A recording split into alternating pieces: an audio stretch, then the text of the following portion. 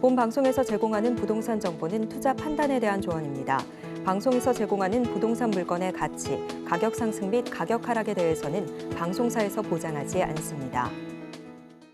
네, 입지 설명 들어가기 전에 지금 현재 부동산 상황을 좀 보셔야 됩니다. 지금의 가장 큰 이슈, 키포인트는 바로 양극화인데요. 지금 여러분 그 기사를 보시면 어디는 올랐고 어디는 신고가를 찍고 있고 어디는 지금 매덕이 떨어졌다 이런 기사가 막 혼재돼 있습니다. 아니 도대체 그러면 부동산이 도대체 가격이 어디로 가는 거야? 이렇게 생각이 드실 겁니다. 양극화 때문에 그럽니다. 서울과 지역 간의 지방 간의 양극화 그리고 같은 지역 내에서 그러니까 서울 내에서도 핵심지와 비핵심 지역의 양극화 가격 차이가 굉장히 큽니다. 이거는 물론 경제가 그냥 계속 좋았을 때는 상관이 없는데 지금 그 매크로 환경이 굉장히 나빠지고 있죠. 이럴 때는 바로 이런 현상이 일어납니다. 여러분 여기서 어떻게 대처를 해야 되나 그리고 원인은 뭔가 이런 것들 지금 투자 설명하기 전에 먼저 이것부터 여러분께서 알고 가셔야 된다. 이렇게 말씀드릴 수 있겠습니다. 양극화 왜 생겼습니까? 문정부는 이 집값 폭등을 이렇게 봤습니다. 우리가 놓친 게 있는데 전 세계적인 바로 이런 유동성 증가 그리고 1인 가구가 이렇게 증가할 줄 몰랐네 이렇게 얘기를 했습니다. 그런데 정말 중요한 걸 놓친 거죠. 공급의 중요성을 놓친 게 가장 큰 페인이었다 이렇게 봅니다. 주택 보급률은 100%가 넘는데 다주택자들이 주택을 많이 가져서 지금 이 사태가 났습니다라고 문정부가 잘못 원인 진단을 내렸습니다. 그래서 다주택자 어떻게 했습니까? 규제하고 다주택자 분들께서는 팔고 똘똘한 한 채로 갈아타시는 이런 전략을 했습니다. 그러면은 이왕 하나밖에 없는데 정말 핵심지를 가져야 되겠죠. 그래서 강남, 서초 이런 것들이 굉장히 많이 썼습니다. 그래서 신고가 치고 올라가는 이런 현상이 벌어졌습니다. 쏠림 현상. 이렇게 다주택자 규제를 하게 되면 그 사이드 이펙트, 그러니까 부작용이 생기는데요. 그게 바로 가장 큰 것이 양극화 현상입니다. 2017년 5월 문정부 출범 당시에 고가주택을 하나를 팔면 저가주택 5채를 살까 말까였습니다. 그러나 지금은 고가주택 한 채를 팔면 저가주택 10채를 살 수 있습니다. 이것이 바로 양극화가 얼마나 심화됐는지 여러분 확인할 수 있는 사례입니다. 그리고 지금 계속 집값을 잡겠다, 집값 안정을 하겠다 이렇게 우리나라가 어느 순간부터 5년 전부터 이렇게 뭐 대통령 취임사에도 나왔는데요. 사실 선진국들 보면 미국 바이든 대통령이나 마크롱이나 지금 독일의 총리도 취임사에서 집값을 이번에 잡겠습니다. 이렇게 얘기한 사람 한 명도 없습니다. 왜냐하면 집값이라는 것은요 시장이 결정하는 거고요. 그렇기 때문에 정책으로 결정되는 부분이 아닙니다. 그런데 왜 자꾸 이거를 이렇게 문제가 아닌 것을 문제 삼고 있나 이런 겁니다. 그러니까 문제가 되는 거죠. 그리고 집값 안정이라는 것이 도대체 무엇이냐? 그 정의를 내릴 수 있는 사람이 몇이나 될까요? 우리가 투기와 투자를 여러분 정확히 구분할 수 있습니까? 거기를 정확히 구분할 사람은 없습니다. 그와 똑같이 집값 안정의 정의가 대체 뭐냐? 다 다릅니다. 무주택자 입장에서는 내가 사기 직전까지 집값이 떨어져야 돼. 그게 집값 안정입니다. 그리고 1주택자 입장에서는 내가 지금 갖고 있는 주택은 올라야 되고 내가 지금 이사 갈 집은 떨어져야 됩니다. 말이 안 맞는 거죠. 그래서 모두 다 자기 상황이나 기준이 다르다. 집값 안정의 정의를 내릴 수가 없습니다. 그러니까 누구의 기준에 맞추냐 이거죠. 자.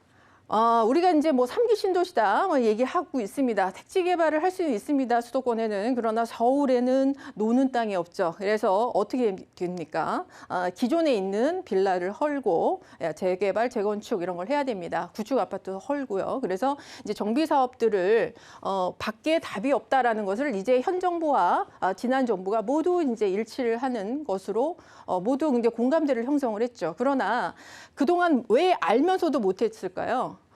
신축 가격을 구축 가격이 따라잡기 때문입니다. 그렇게 되면 구축이 오르게 되면 집값이 전체적으로 오르기 때문에 그 멍해를 하기 싫었고 이렇게 뭔가 이게 투기 세력으로 집결되는 이런 사람들이 돈을 버는 걸 볼 수가 없다 이런 거죠. 그런데 집값 안정, 그러니까 제가 기준은 세울 수 없다고 했지만 적어도 우리가 이렇게 봅시다. 지금보다 더 오르지 않는다라는 것을 집값 안정이라고 본다면 공급을 빨리 해야 또 그것이 더 안정이 공고화되겠죠. 그러나 빠른 공급을 확대하면서 집값 안정까지 두 가지를 다 갖고 가겠다라는 것은 이제 사실 맞지가 않습니다. 그래서 단기적인 집값 상승은 어쩔 수가 없는 거고, 이번에 정부가 정비 사업을 통해서 빨리 공급을 하겠다 시그널을 이제 낸다고 합니다. 250만 호 이상 지금 취임 100일 이내에 원희룡 국토부 장관께서 발표를 한다고 하는데, 이게 우리한테 희망 고문할 게 아니라 정말 정말 현실적인 계획이 나왔으면 좋겠다 이런 얘기고요.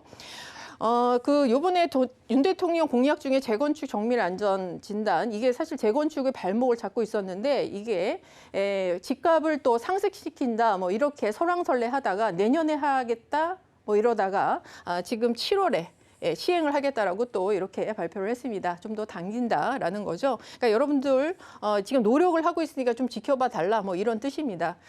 자, 그래도 지금 굉장히 매크로 상황이 안 좋습니다. 전쟁은 계속되고 있고, 그리고 지금 미국에서 계속 비스텝을 2번 이상 하겠다, 분기별로 하겠다라고 있습니다.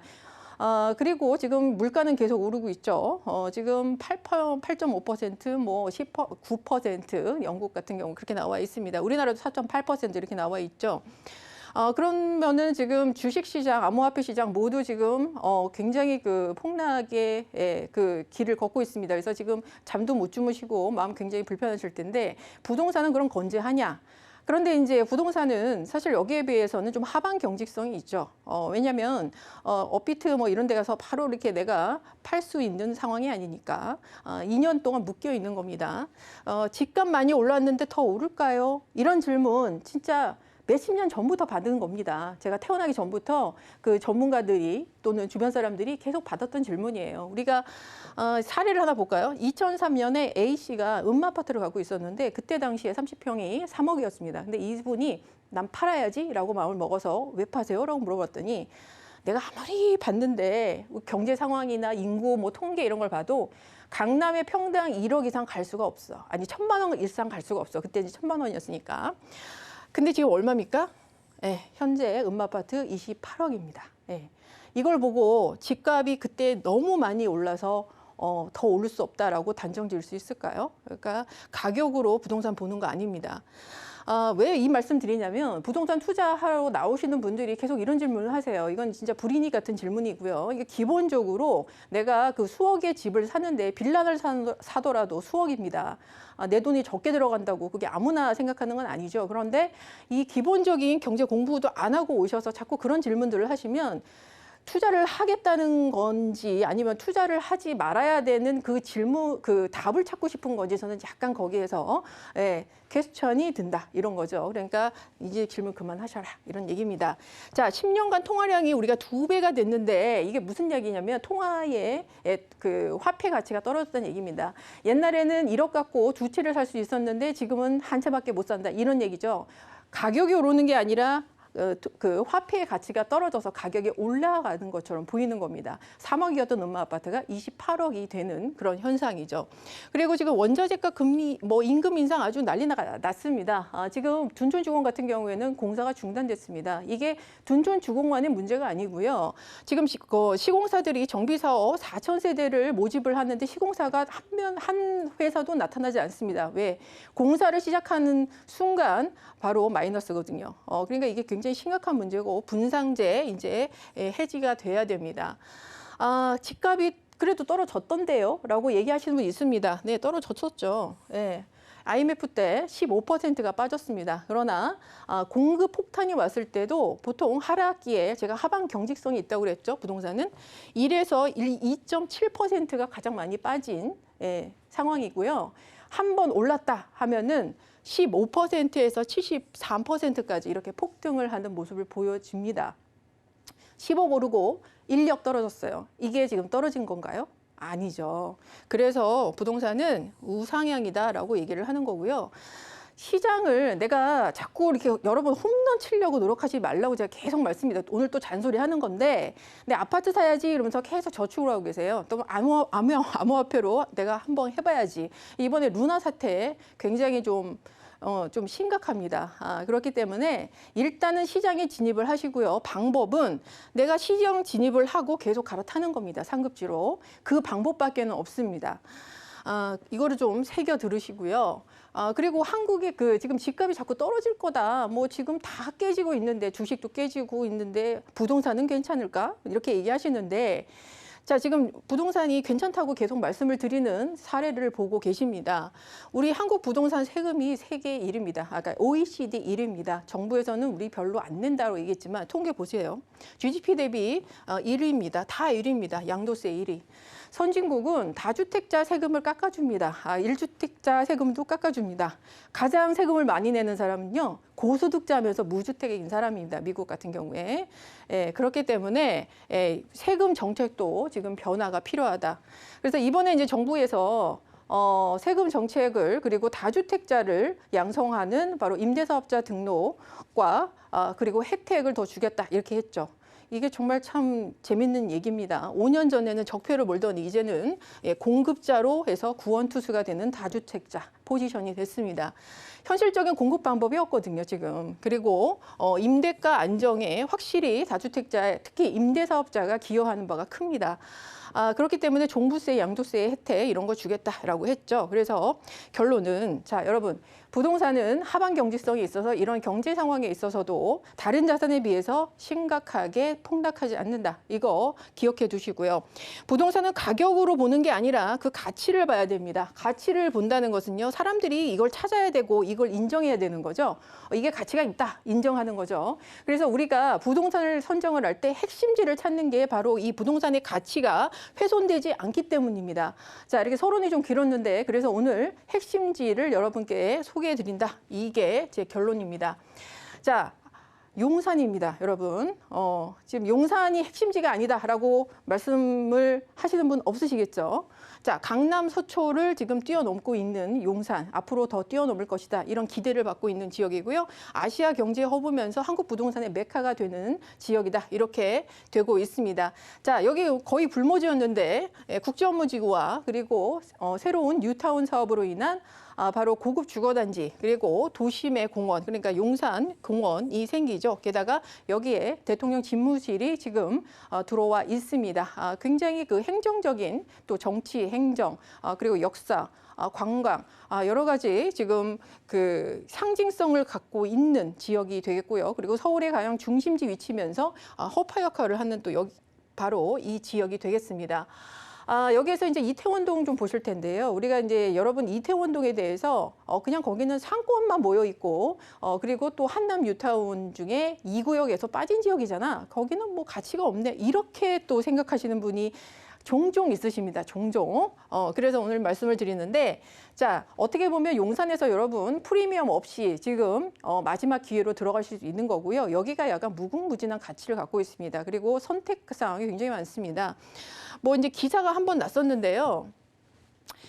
상가 지역도 모아주택이나 이런 거 그러니까 한남 뉴타운 2구역에서 빠진 이태원동에 지금 추진위원회가 지금 설립이 되어 있긴 합니다. 물론 이제 조합 설립이 전이기 때문에 그게 정식 추진위원회라고 할 수는 없지만 지금 이게 왜 생겼냐면 한남 뉴타운의 그 구역 지정 당시가 2009년이었죠. 그때 이제 그 금융위기가 있었고요. 그래서 아파트 가격이 주택 가격이 별로 좋지가 않았습니다. 그리고 그때 당시에는 미군 기지가 있어서 이 용산에 특히 이태원동의 상권이 굉장히 활발해서 임대 수요가 많았죠. 그러니까 굳이 이제 재개발해서 아파트 받을 이유가 없었다는 겁니다. 대지 지분을 큰 사람들이. 그러나 지금은 상황이 다르죠. 코로나 사태 그리고 그 미군 부재가 2020년에 모두 이전을 했습니다. 그래서 여기는 뭔가 변화가 필요한 곳이고요. 만약에 코로나가 터지지 않아서 전 세계 이 K-팝 뭐 이런 열풍 이런 걸로 해서 관광지로 했다면 모를까. 지금 어쨌든 우리도 작은 규모의 모아주택이나 소규모 재건축 이런 거 해야 되지 않겠어? 이런 움직임이 있다라는 거죠. 자, 그리고 오늘도 발표를 했지만 역세권 반경이 이제 420m로 더 넓어집니다. 원래 150에서 350 그리고 420까지 이렇게 넓어지고요. 이 도시 정비형 그러니까 상업시설에 주거시설 같이 들어가는 주상복합형 이런 아파트들 이런 거에 대한 지금 규제가 풀려 있다 이렇게 보시면 될 것 같습니다. 다시 한번 위치 설명드리면 6호선 이태원역 초역세권에 위치를 하고 있고 관광특구뿐만 아니라 고급 주거단지로 변모하는 주변의 저택들 그리고 이제는 빌라촌 지분이 바뀌는 한남 2구역과 그 지역들 뉴타운 12,000세대가 들어오는 곳입니다. 그리고 용산공원의 개발에 유엔사 부지까지 이런 것이 굉장히 지금 많이 있는다라고 볼 수 있겠습니다. 도시정비형이나 소규모 재건축, 이태원동은 모든 개발이 가능하다. 노후도는 거의 100%니까요. 자, 그래서 지금 이 중심으로 해서 이태원역을 중심으로 해서 위치를 하고 있고 국제업무지구와 그리고 서울역 역서 북부 역세권 말산업단지 이런 것들이 모두 연결이 되어 있습니다. 그리고 여기에 접근성이 좋아야 되겠죠. 그래서 GTX 노선들과 그리고 강남에서 연결되는 신분당선 그리고 바로 도심 각각을 연결하는 관문 역할을 하는 이 모든 환승역이 이곳에 연결이 된다. 이렇게 보시면 될 것 같습니다. 자, 투룸 기준으로 여러분께 말씀을 드립니다. 5억 5천에서 5억 9천만 원이고요. 전세 놓고 투자하시면 3억 8천에서 3억 9천입니다. 그래서 실제 투자 금액이 1억 7천만 원에서 최소 2억까지 이렇게 볼 수 있겠고요. 다시 한번 말씀드리면 여기는 한남 뉴타운 인접 효과와 그리고 핵심지, 앞으로 서울에서 가장 큰 핵심지로 변모할 지역입니다. 지가 상승 굉장히 크게 보시면 될 것 같고요. 앞으로 여기도 그 주민들이 결정한 문제지만 도시 정비형 이나 또는 소규모 재건축 이런 것도 가능한 지역이고 그 움직임도 지금 포착이 되고 있다. 이렇게 말씀 전하겠습니다.